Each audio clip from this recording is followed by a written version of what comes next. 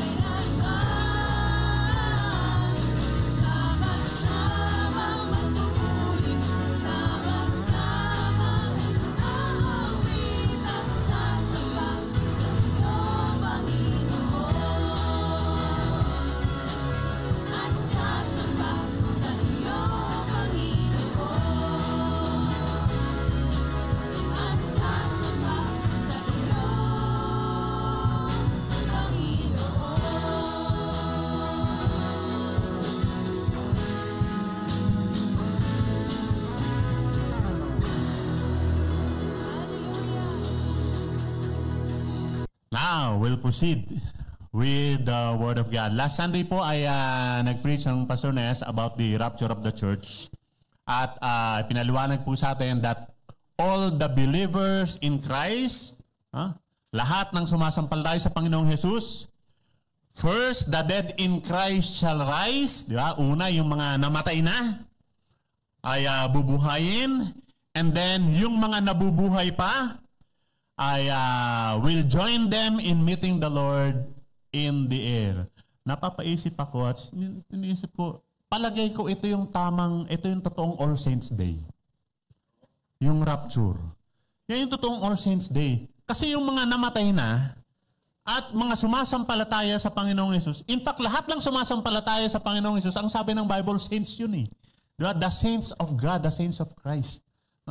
So, lahat yun, mula sa namatay na hanggang sa nabubuhay pa, magsasama-sama, sasalubungin ng Panginoon, yun ang totoong All Saints Day talaga. Yung rapture na yon. And then, after the rapture, pagkatapos po nung pag-akyat sa langit at pagsalubong sa Panginoong Jesus, after the rapture of the church, the great tribulation will follow. Susunod na yung matinding kahirapan. No? Matinding kahirapan. And the Bible describes it, yung pong tinatawag na Great Tribulation, ang description po ng Bible niyan, it is a 7-year period, 7 taon, wherein God's wrath, yun pong puot o galit ay ng Diyos, ay ibubuhos sa mundo. The Bible describes it as a 7-year period wherein God's wrath is poured out in the earth. We all know about God's love. Alam na alam natin yung pag-ibig ng Diyos. His grace, His mercy, His tenderness, His gentleness. But after ng rapture, pagkang nakuha na yung mga sumasampalataya sa Kanya, it will be the time kung saan ang makikita naman is God's wrath. Sa panahon natin ngayon, puro tayo God's love. God's love. Pag-ibig ng Diyos. Pag alis natin, yung matinding galit naman. Ano ba yung wrath? Ano ba sa Tagalog tong wrath? Poot? Huh? Wrath. Ano yan? Extreme anger, matinding galit. Siguro yun yung pwedeng sabihing rage. No? Yung hindi minsan ito pa nga daw ay may kinalaman sa parang vengeful. No, lalong-lalo na yung matinding galit, lalong-lalo na pagkang yung gumaganti. No? Kaya isipin niyo pag ang Diyos ang nagalit. No? Pag ang Diyos ang nagalit, papaano na? Kung magalit, lalo na't merong gumawa sa atin ng masama, tapos gagantihan natin. Minsan, yung level nung ginawa sa'yo, level 1 lang. Yung ganti mo, level 10. Diba? Imagine mo, pagkang ang Diyos yung nagpahayag ng kanyang galit. No? The wrath of God. At, kumbaga, yun yung talagang, para magkaroon tayo ng appreciation dun sa matinding kahirapan na yun na darating, ay bihirang-bihirang gamitin itong salita na to, yung wrath. Lalo na patungkol sa Diyos. Pero tingnan natin. Sabi ng 1 Thessalonians 1:10, and to wait for His Son from heaven, whom He raised from the dead, Jesus, who rescues us from the coming wrath. Mayroong paparating. May paparating na matinding galit. At yung matinding galit na yun ay galit yun ng Diyos. Pero, ang hinihintay natin, no, ay yung pagbalik ng Panginoong Jesus dahil ire-rescue niya tayo mula dun sa padating na wrath na yun. Yung rescue, di ba? Kaya nga ira-rapture na tayo, kukunin niya tayo bago niya ibuhos yung kanyang galit. Sa Revelation 16:1, ito yung sabi, then I heard a loud voice from the temple saying to the 7 angels, go, pour out the 7 bowls of God's wrath on the earth. Imagine yung ganun katindi yung galit ng Diyos. Hindi kasya sa isang mangkok. 7. At ang pag-uusapan nga natin ngayon, kumbaga halos dadaanan lang natin, hindi natin yung 7 selyo, 7 trompeta, at 7 mangkok ng galit ng Diyos. Kung sa buhay natin ngayon, ang testimony na ating naririnig ay puro karanasan ng goodness at faithfulness ni Lord dahil sa pagmamahal niya sa atin. Sa panahon ng Great Tribulation, puro galit ng Diyos. Galit ni Lord ang ating mararanasan. Doon po sa text na binasa natin kanina, yung Jeremiah chapter 30 verse 7, sabi, how awful that day will be, none will be like it. It will be a time of trouble for Jacob, but he will be saved out of it. Sabi, how awful that day will be. Yung pong, kung hanapin niyo po ano yung Tagalog ng awful, kakilakilabot. Sa Tagalog atang binasa kanina, nakakatakot. No? Kakatakot. Mas matindi yung kakilakilabot. No? Kakilakilabot daw. Yung araw na yun. Pagkang dumating na yan, ay kikilabutan ka talaga. And sabi, none will be like it. Walang maihahambing doon. Wala siyang katulad. Kung natakot ka na dito ngayon o nasubukan mo ng kilabutan dito ngayon, hindi yan maikukumpara doon sa kakilabot. Matinding galit yung haharapin. At sa Daniel chapter 12, binasa din natin kanina, sabi, at that time, Michael, the great prince who protects your people will arise. There will be a time of distress such as has not happened from the beginning of nations until then. Kumbaga, hindi pa nangyayari. Kumbaga, wala pang record sa kasaysayan doon na pwede mong maikumpara yung matinding mga dilubyo. I would use that word. Yung mga dilubyong parating. Sa pag-aaral, matindi na raw yung dinanas ng mundo natin. Lalo na nitong 20th century. Yung iba't ibang yung malalakas na lindol nangyari daw noong 1920s. Yung matitinding pagsabog ng mga bulkan noon, di ba? Kaya nga at yung mga pandemic na nangyari noon, hindi na bago yung COVID ngayon. Pero may mga naunang pandemic na talagang yung Black Death na tinatawag na talagang nagkakandama ating mga tao. Matindi na yung dinaanan ng mundo na yun. Pero sabi, itong darating na to ngayon, walang maikukumpara. It has not happened from the beginning of the nations. But there is hope. There is hope. Kasi ang sabi ni Daniel, but at that time, your people, everyone whose name is found written in the book will be delivered. Yung mga nakasulat ang pangalan dun sa aklat ng buhay, they will be delivered. At yung pong original word na ginamit po roon ay pwede daw pong i-translate na instead of delivered ay removed or taken away.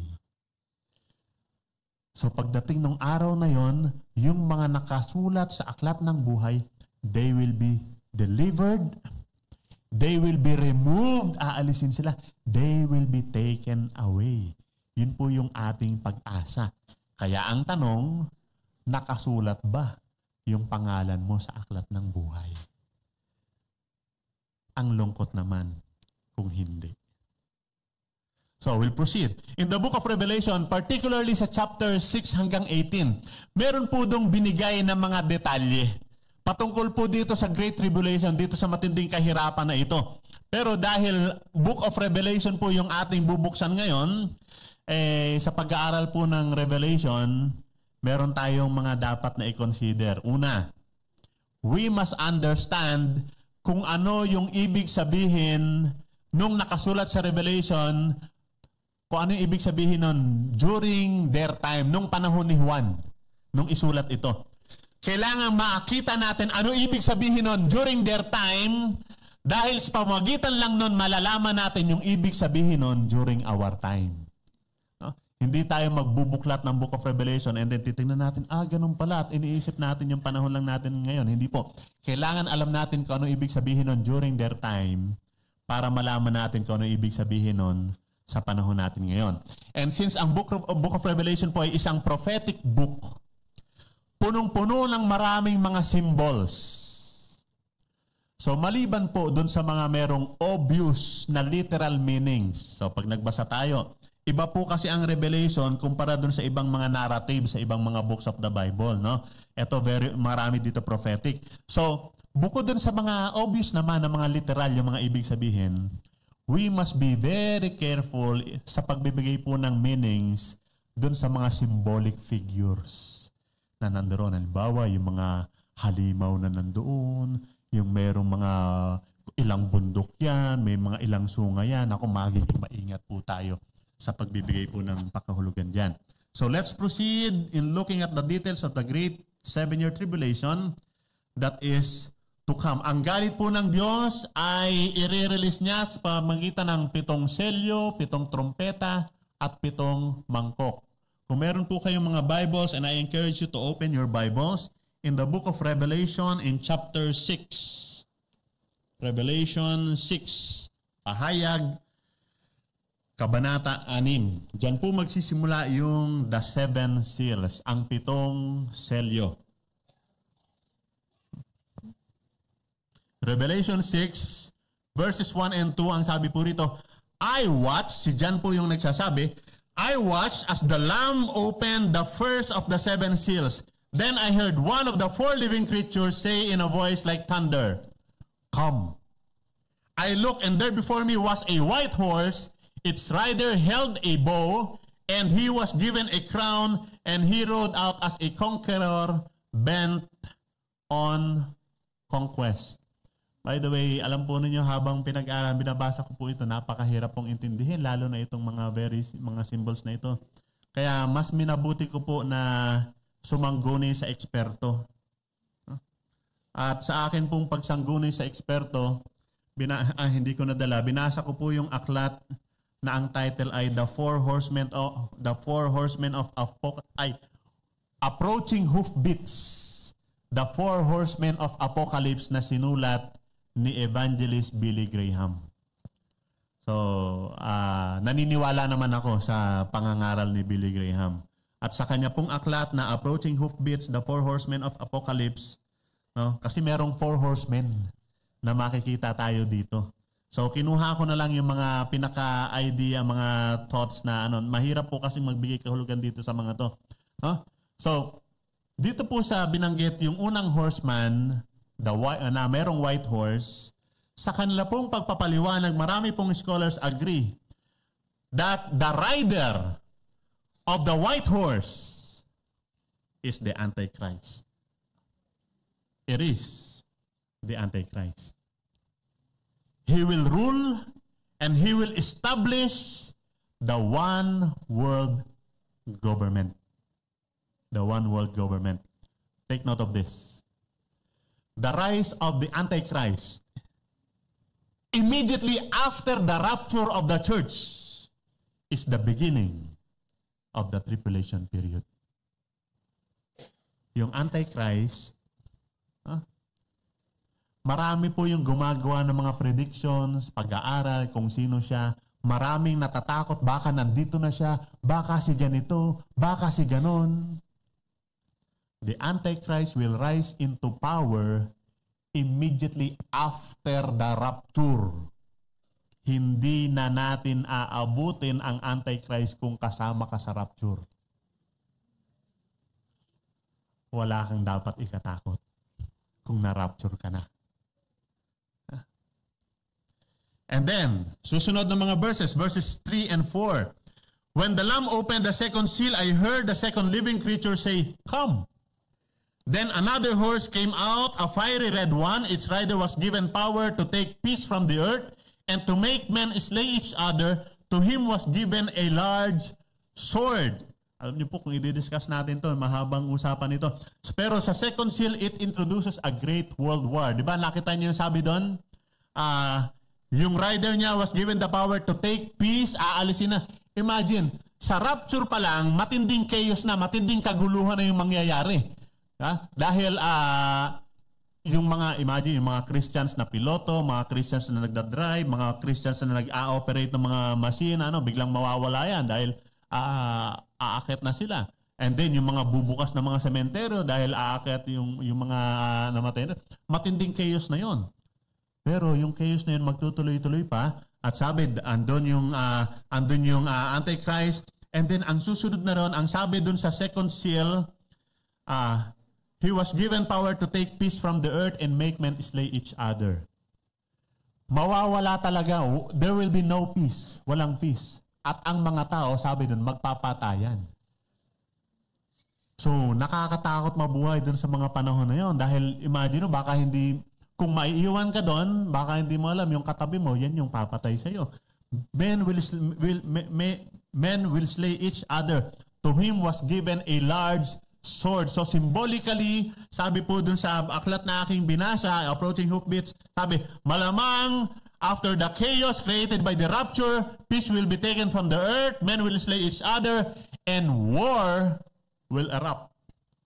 Gera.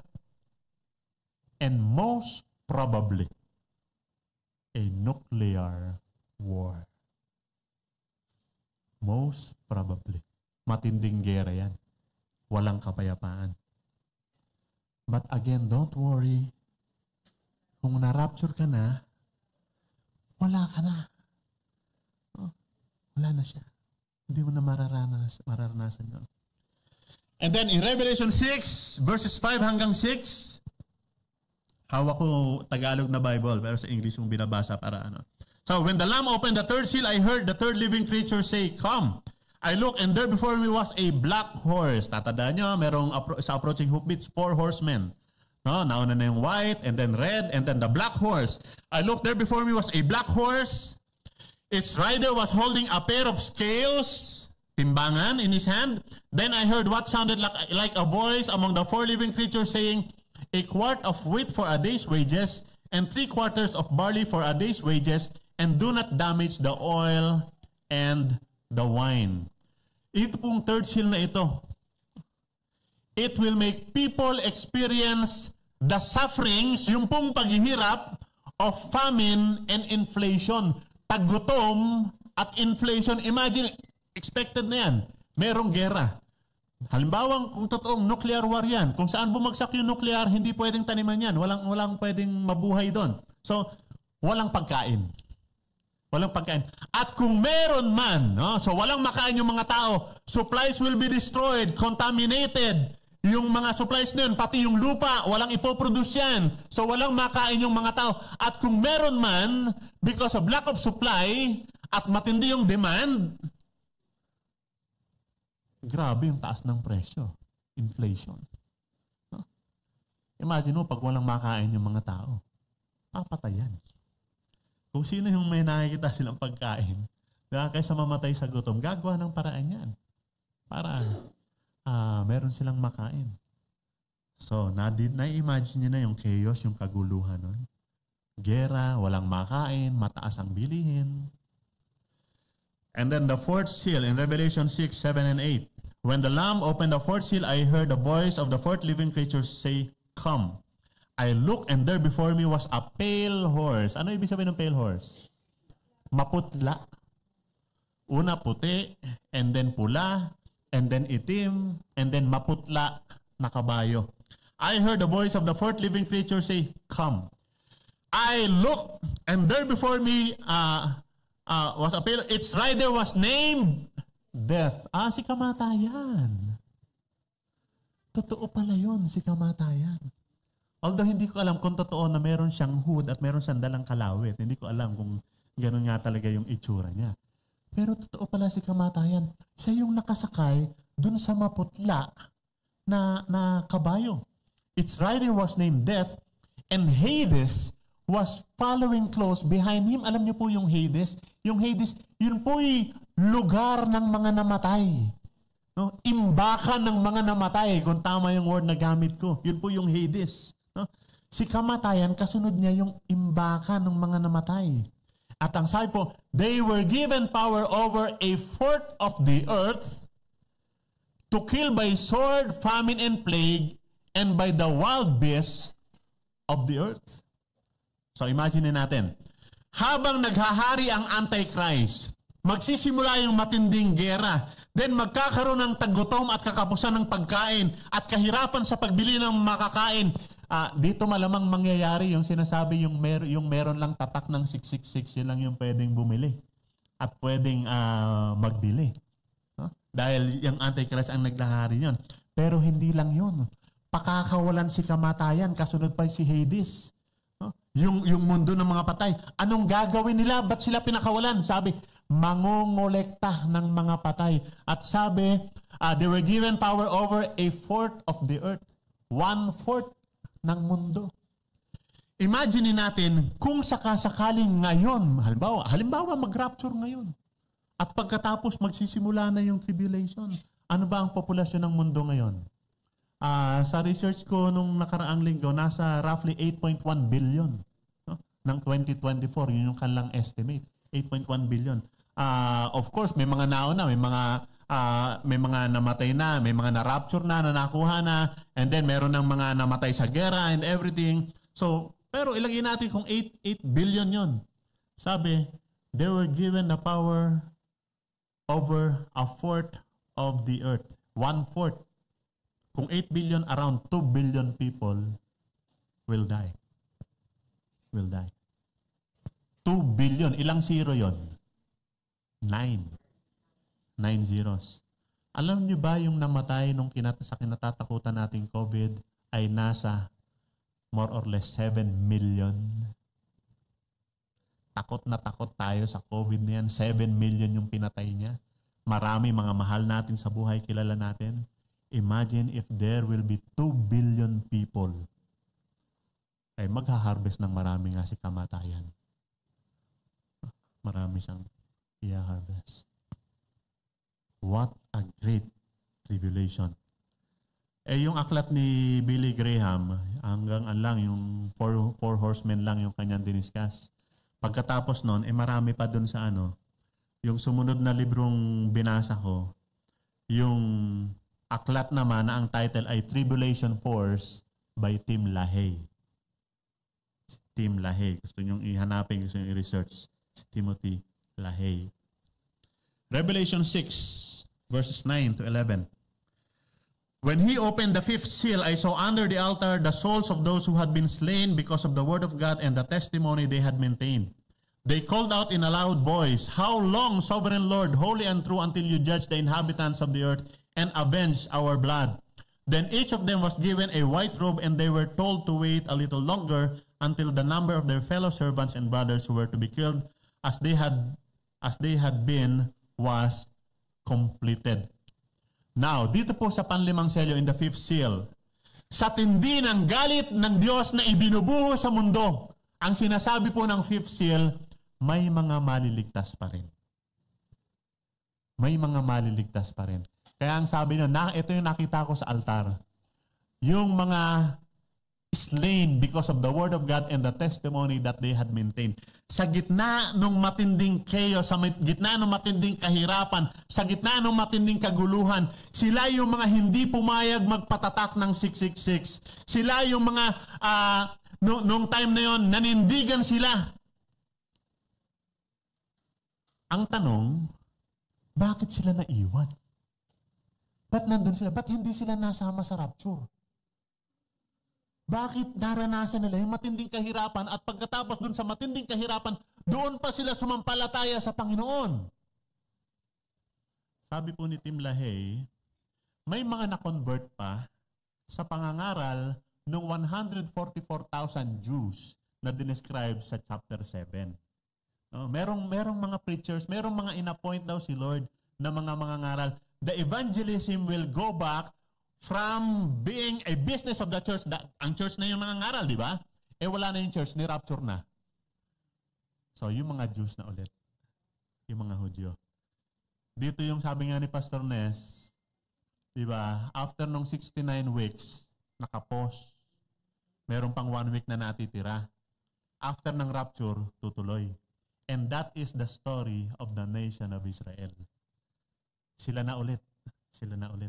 Patuloy silang mangala at merong mga maliligtas pa sa panahon na yon na maninindigan sila. Hindi sila magpapatatak. Hahayaan nilang sila ipukutan ng ulo. Sila mamatay sa gutom kaysa i-compromise nila. At meron pang ito controversial. Sabi doon, yung mga na-expose sa gospel at sa word of God pero naiwan ng rapture. Sila daw, yung mga nakita nila kung paano umakyat sa ulap yung mga totoong Christians at nagtatanong sila, ba't ako na left behind? Yun yung isa sa mga project ni Tim LaHaye, yung Left Behind. Kaya may movie yan, may book yan, series nga yan eh. Sabi, sila yung mga nagtatanong, bakit ako naiwan? Umaatit naman ako sa MCF. Nagsisimba naman ako. Christian naman yung mga family ko. Pero ba't ako naiwan? Pero sila yung exposed sa gospel, exposed sila sa word of God. Nung makita nila na sila yung naiwan, yun yung time na nagsisi sila sa kanilang kasalanan. Yun yung time na nagpakatotoo sila sa kanilang pananampalataya. Yun yung time na totoong tinanggap nila si Jesus bilang kanilang Panginoon tagapagligtas. Believe me, isang usap-usapan ngayon sa maraming mga church leaders, maraming tao inside the church need to be evangelized. Maraming tao nagsisimba, uma-attend sa churches, pero walang totoong kaugnayan kay Kristo. Uma-attend siya kasama ng kanyang pamilya, uma-attend kasama ng kanyang mga kaibigan, umaattend siya, nakikinig siya, pero hindi tumitimo sa puso niya, hindi niya tinatanggap, at hindi nagdedesisyon na kilalanin si Kristo bilang kanilang Panginoon tagapagligtas. And then pagkang na-rapture na yung mga totoong Christians, masasabi nila, ba't ako naiwan? That's the time maisip nila, tama pala sila. And that's the time, doon sila magiging totoo. Doon sila magiging totoo. Sila'y sasampalataya at mananatiling tapat sa kanilang pananampalataya sa kabila ng matinding kahirapan at mga pag-uusig, at sila yung mga mabibiktima ng one world government ng Antichrist. Pero kapatid, bakit kinakailangang mangyari yon kung pwede ka namang sumama sa rapture? Para hindi na maranasan yon. But in the grace of God, sa gitna ng matinding kahirapan na yon, meron pa rin maliligtas. Verse 12 to 14, I watched as he opened the sixth seal. There was a great earthquake. The sun turned black like sackcloth made of goat hair. The whole moon turned blood red, and the stars in the sky fell to earth as late figs drop from a fig tree when shaken by strong wind. The sky receded like a scroll rolling up, and every mountain and island was removed from its place. Ang sabi po nung sixth seal, merong matinding earthquake, the great earthquake, at merong pagbagsak ng mga heavenly bodies from the sky. Let's turn our Bibles to Revelation chapter 8. Aktawan natin yung sinasabi nung 7, nandun yung 144,000. In Revelation chapter 8, sabi sa verse 1 and 2, when he opened the seventh seal, there was silence in heaven. Aba, merong katahimikan. For about half an hour, and I saw the seven angels who stand before God, and to them were given the seven trumpets. Another angel who had a golden censer came and stood at the altar. He was given much incense to offer with the prayers of all the saints on the golden altar before the throne. And sabi ng verse 6, then the seven angels who had the seven trumpets prepared to sound them. Yung seventh seal, inintroduce yung seven angels na may hawak na 7 trompeta. Now, nasa trumpet na tayo.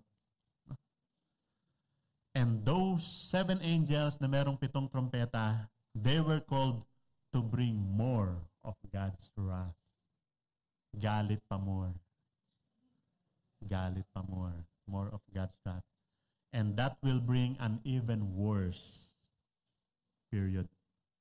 In verse 7 ng Revelation 8, sabi, the first angel sounded his trumpet, and there came hail and fire mixed with blood, and it was hurled down upon the earth. A third of the earth was burned up, a third of the trees were burned up, and all the green grass was burned. Umulan ng yelo.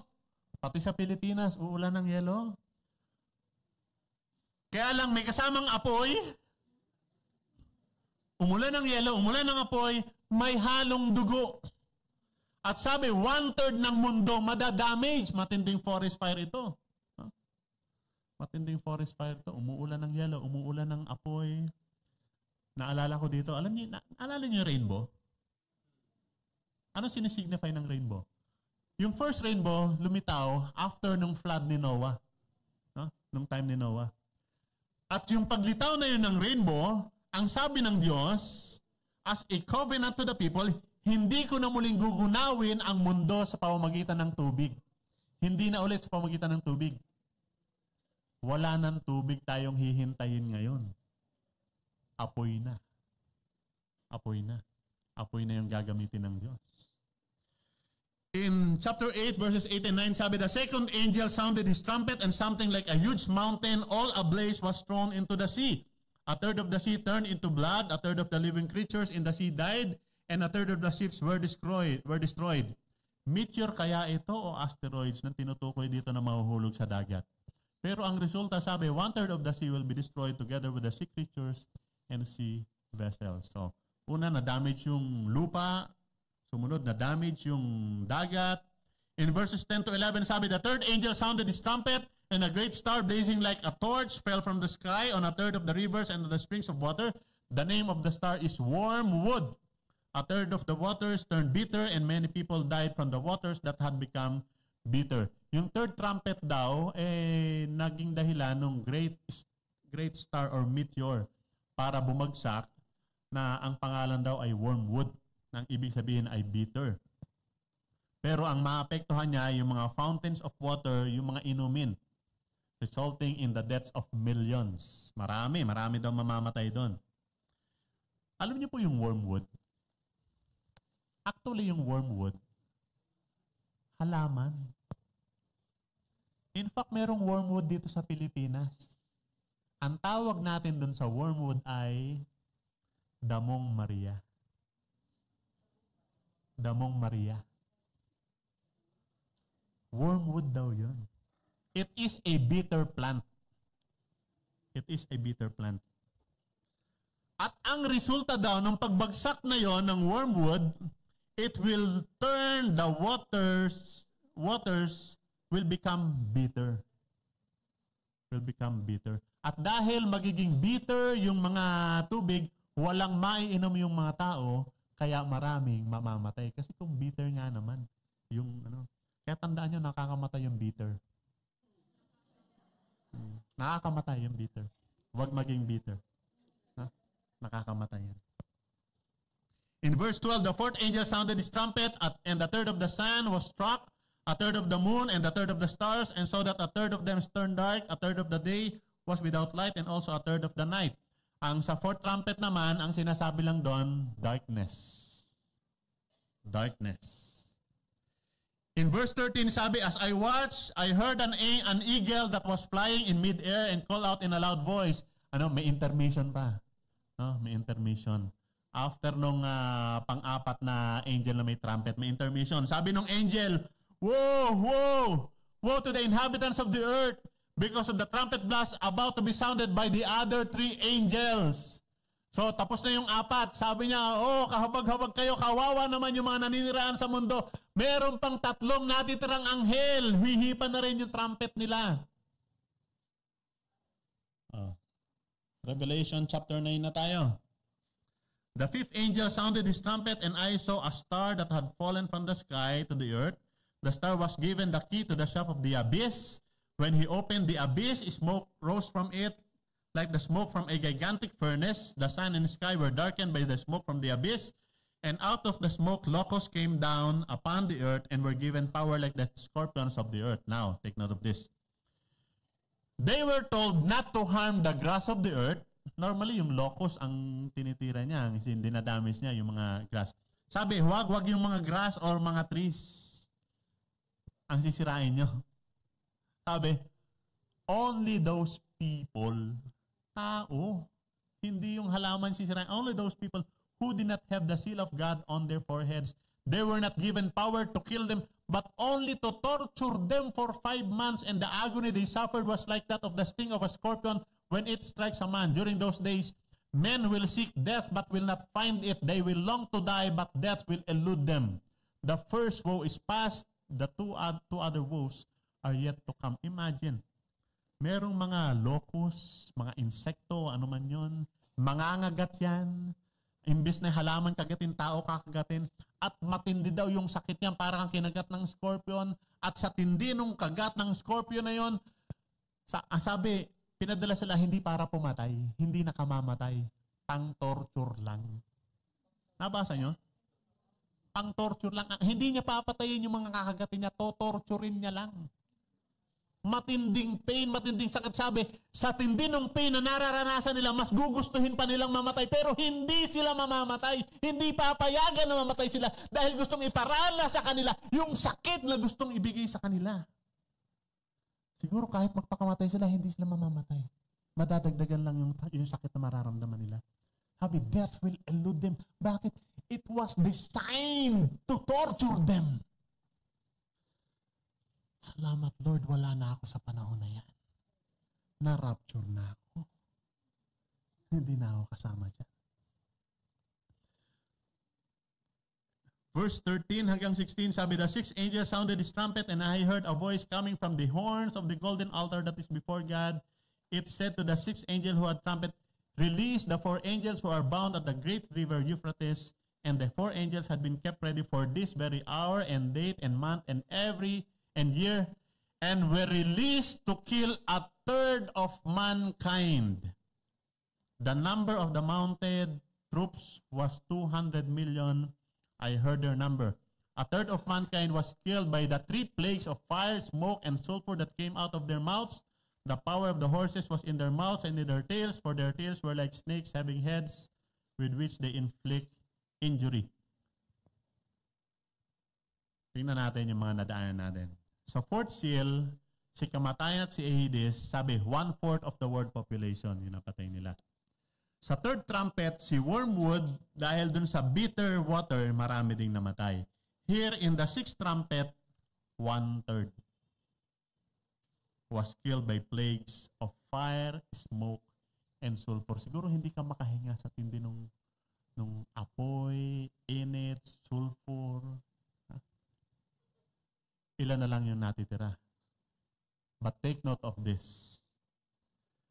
The rest of mankind, yung mga natira, that were not killed by this plagues, still did not repent of the work of their hands. They did not stop worshiping demons and idols of gold, silver, bronze, stone, and wood, idols that cannot see or hear or walk, nor did they repent of their murders, their magic arts, their sexual immorality, or their thefts. Yung mga taong natira, hardcore. Hardcore. Ang tindi na nung dinadanas nila eh. Ha? Pero still, ni hindi pinagsisihan yung kanilang mga, sabi, the work of their hands, yung pagsamba nila sa demonyo, pagsamba nila sa mga Diyos-Diyosan na gawa sa ginto, silver, o bronze, o bato, o kahoy na mga idols na yan, na hindi man lang nakakarinig, o hindi nakakakita, o hindi nakakalakad, patuloy pa rin sila sa pagsamba, siguro hindi sila yun ang magliligtas sa kanila, hindi pa rin sila nagsisi sa kanilang mga pagpatay, sa kanilang mga magic arts, sexual immorality, and theft. Still, the mankind did not repent. Kasi yung mga nagsisi, yung mga tumanggap kay Kristo during the tribulation, pinagpapapatay nila.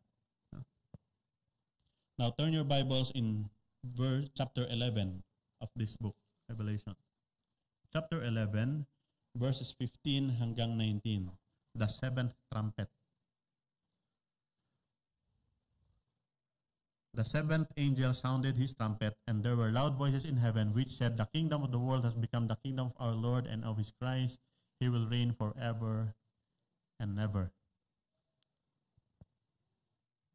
Tinitingnan ko yung oras, 11:35 na, makaabutin tayong alas 2 ha. Anyway, the seventh trumpet, inintroduce niya lang, inintroduce niya yung 7 bowls, yung 7 mangkok. Tapos na tayo sa 7 selyo, tapos na tayo sa 7 trompeta, pero hindi pa tapos yung galit ni Lord. Galit pa more. Meron pang 7 mangkok. Let's turn our Bibles to chapter 16, Revelation 16.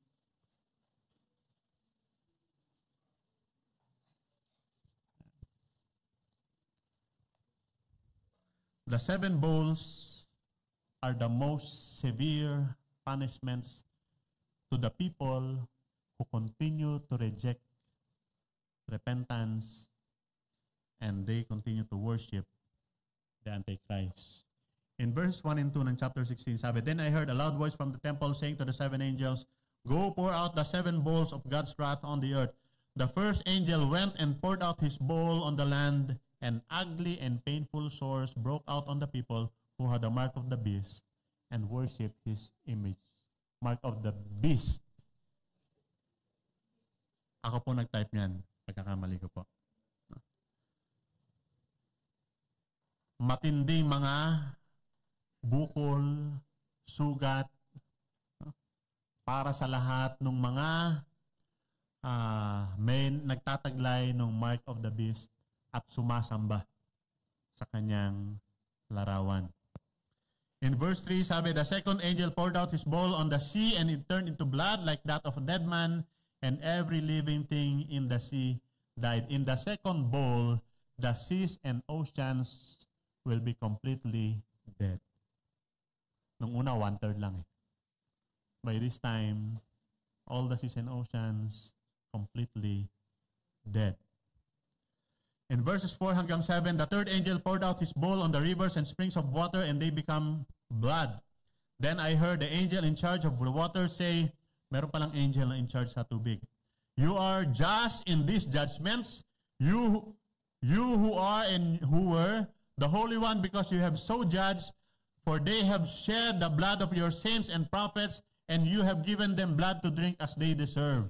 And I heard the altar respond, Yes, Lord God Almighty, true and just are your judgments. Itong ginawa, there will be no more drinkable water on earth. Wala nang inuming tubig.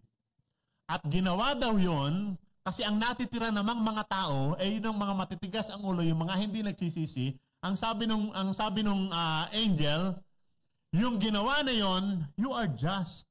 Dapat lang, tama lang yung ginawa mo na yan. Why? Because you have so judged, dahil itong mga taong ito, they have shed the blood of your saints and prophets, and you have given them blood to drink as they deserve. Itong mga natitirang tao na hindi mga nagsisisi, itong mga hardcore, sila yung pumatay dun sa mga naging believers, naging Christians sa time ng tribulations. Kaya sabi, tama lang. Bigyan mo sila ng dugo na iinumin lang kasi sila naman, pinadanak naman nila yung dugo ng mga saints and prophets. Yun yung kasalanan nila. In verses 8 and 9 and chapter 16, the fourth angel poured out his bowl on the sun, and the sun was given power to scorch people with fire. They were seared by the intense heat, and they cursed the name of God who had control over this place, but they refused to repent and glorify Him. Mainit na yung summer natin, lalo lalo ngayon El Nino. Dito sa pang-apat na mangkok, ibubuhos daw sa araw. At magkakaroon ng intense heat. Wala ka nang mainom. Napakainit pa. At ang matindi ron, wala na silang mainom, napakainit pa, still, they refuse to repent and glorify Him. Ang tigas pa rin.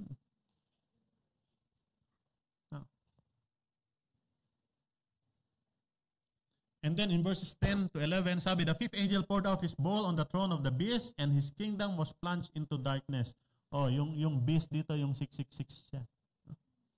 Ibinuhos na yung mangkok doon sa trono ng beast. And his kingdom was plunged into darkness. Men gnawed their tongues in agony and cursed the God of heaven because of their pains and their sores, but they refused to repent for what they have done. Matindi na yung mga sakit, yung mga pagdurusa nila. Sabi, nangangalit na nga yung kanilang mga dila. Matindi na yung mga dinaranas nila. But still, they refuse to repent for what they have done. And in verses 12 to 14, the sixth angel poured out his bowl on the great river Euphrates, and its water has dried up to prepare the way for the kings from the east. Very interesting yung binasa ko dito, sabi ni Tim Lahaye. Kasi from the east, sino ba nasa east? Nasa east ba tayo? Then I saw three evil spirits that looked like frogs. They came out of the mouth of the dragon, out of the mouth of the beast, and out of the mouth of the false prophets. Baka kayo mainiingat-ingatan kayo sa bahay ninyo ng mga palaka. 'Di ba? Na pampaswerte daw yung mga palaka na 'yan. O yung dragon na pampaswerte din. Saan ba galing yung mga yan? Sila ba yung nasa east? And out of the mouth of the beast, and out of the mouth of false prophets, naku, tapon niya na yung mga yan. Baka biglang yan pa yung dahilan para hindi kayo ma-rapture. They are spirits of demons performing miraculous signs. And they go out to the kings of the whole world to gather them for the battle on the great day of God Almighty. Nire-ready na yung the battle of the Armageddon. Diyan. And then on the seventh bowl, Revelation 16, 17 to 21, the seventh angel poured out his bowl into the air, and out of the temple came a loud voice from the throne saying, It is done. Tapos na. Natapos din. Sa wakas. Pero yung finale, sabi, then there came flashes of lightning, rumblings, peals of thunder, and severe earthquake. Take note of this. No earthquake like it has ever occurred since man has been on earth. Marami ng earthquake na dito, di ba? sa tribulation pa lang, ito yung pinakamatindi. The biggest one, hindi lang big one ito. No earthquake like it has ever occurred since man has been on earth. So tremendous was the quake. The great city split into 3 parts and the cities of the great nations collapsed. God remembered Babylon the great and gave her the cup filled with the wine of the fury of his wrath. Every island fled away and the mountains could not be found. From the sky, huge hailstones of about 100 pounds each fell upon men. Yung mga huge hailstones, 100 pounds, bumagsak sa mga tao. And they cursed God on account of the plague of hail, because of the plague was so terrible. The 7th bowl destroyed the entire world system and punished all the unsaved men severely. The tribulation is a very, very terrible time. Magtataka kayo, bakit merong ganun? Bakit may ganun? Bakit? Diba God is loving? God is so gracious and He's merciful. Bakit may ganun? May objectives. May purpose, Lord. Bakit nagkaroon ng tribulation? Dalawang bagay. Una, to discipline Israel. Again, babalik tayo. Ang pinag-uusapan dito, Israel na, hindi na church. Israel na pinag-uusapan dito. For being God's chosen people. Sabi ni Zechariah, in the whole land declares the Lord, 2/3 will be struck down and perish, yet 1/3 will be left in it. This third I will bring into the fire. I will refine them like silver and test them like gold. And then they will call on my name, and I will answer them. I will say, they are my people, and they will say, the Lord is our God. Ultimately, sa pagmamahal ng Diyos sa Israel, ibinuhos niya yung kanyang galit na naranasan nila dahil gusto ng Diyos iligtas ang Israel. Hanggang dumating yung time, magsisi sila at kilalanin nila kung sino talaga sila. Ang sabi ng Diyos, akin ka. At sasabihin ng Israel, the Lord is our God. Pagbabalik ng Israel sa Diyos na tumawag sa kanila. And the second purpose of the tribulation is the judgment of the wicked. Hatol, parusa, punishment para sa mga masasama. Doon sa mga patuloy na tumatanggi, patuloy na nagmamatigas, hindi pa nila kinikilala ang Diyos, hindi pa nila kinikilala si Kristo. And with that, ibinuhos ng Diyos yung lahat ng kanyang galit bilang kaparusahan sa mga masasamang taong ito. But wait, there's more. Hindi pa dyan natatapos ang galit ni Lord. Kasi pinatay pa lang yung mga tao sa mundo. Dadalhin pa sila dun sa final destination. Hindi na natin pag-uusapan ngayon yan. Kaputin tayo alas 2. The church will not endure the tribulation. Ang mga Christians, mga sumasampalataya kay Kristo, hindi nila daranasin ang tribulation because Jesus will come back for the church in the event called rapture, saving the church from the wrath to come. And although the tribulation is inevitable, hindi maiiwasan talaga, kasama yan sa plano ng Diyos. Sa totoo lang, ayaw sana ng Diyos na merong mapapahamak, ayaw sana ng Diyos na merong dadanas ng matinding galit na yan, ng pagbubuhos ng galit ng Diyos na yan. Sa halip, ang gusto ng Diyos, ang lahat ay magsisi. Di ba yung sabi ni Peter? Binibigyan niya ng pagkakataon ng lahat ay magsisi, kilalanin siya. Kaya hindi pa siya bumabalik. Binibigyan ng opportunity, binibigyan ng time ang mga tao. And church, we have this challenge. Bago umakyat si Kristo sa langit, meron siyang bilin. Sabi niya, pangaral niyo ang mabuting balita. Gawin ninyong alagad ko ang lahat ng bansa. Bautismuhan ninyo sila sa ngalan ng Ama, ng Anak at ng Espiritu Santo at turuan silang sumunod sa lahat ng pinag-uutos ko. We have that challenge. We have that responsibility. Hanggat maaari, wala sanang mapahamak. Kaya dinidelay ng Lord. Sabi niya, giving chance for everyone to repent.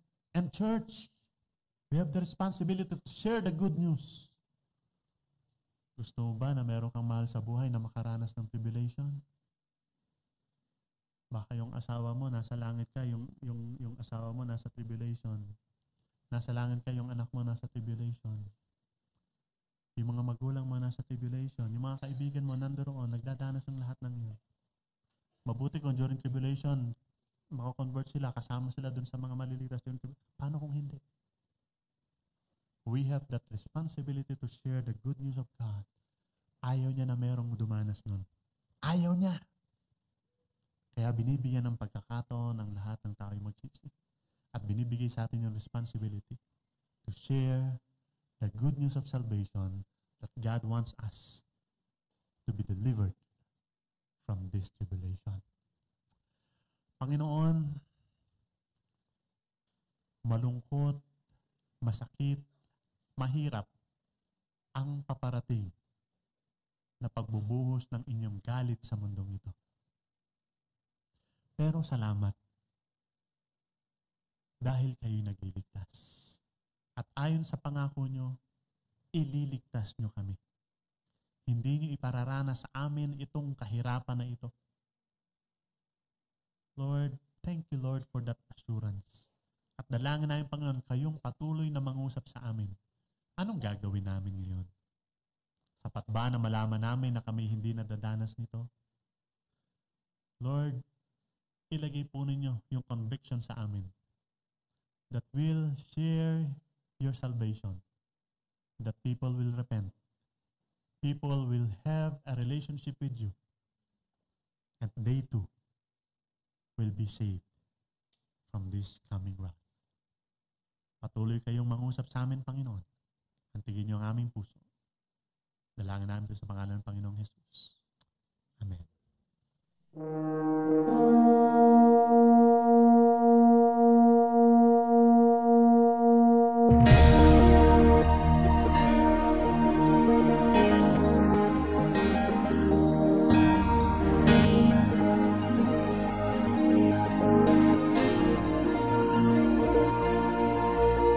Make us your showcase, an attraction for you, that others may see who you really are, and what you can do, and once they know you, they will love and serve you. God, oh God, bless the world from MCN as we gather to